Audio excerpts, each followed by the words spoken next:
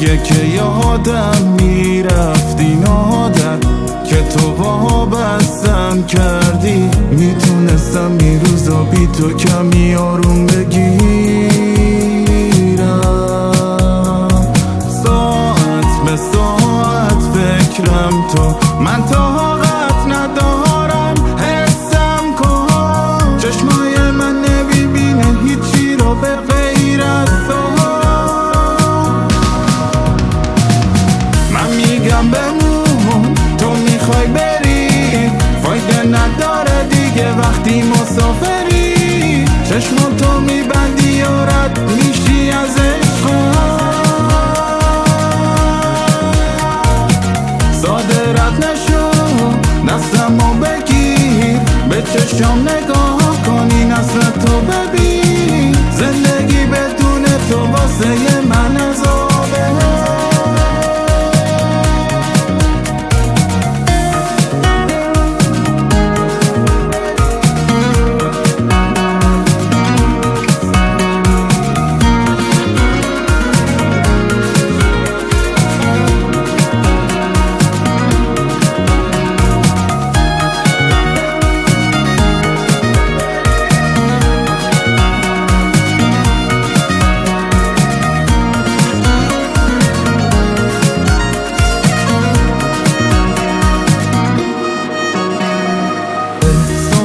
میکنم تو راضی برفتن نیستی.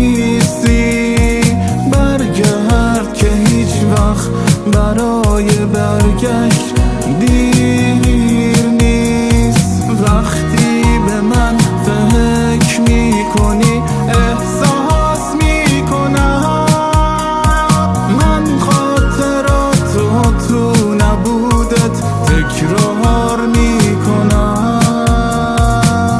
میگم بمون، تو میخوای بری، فایده نداره دیگه وقتی مسافری. چشماتو میبندی و رد میشی از عشقم. ساده رد نشو، دستمو بگیر، به چشم نگاه کنی، نسل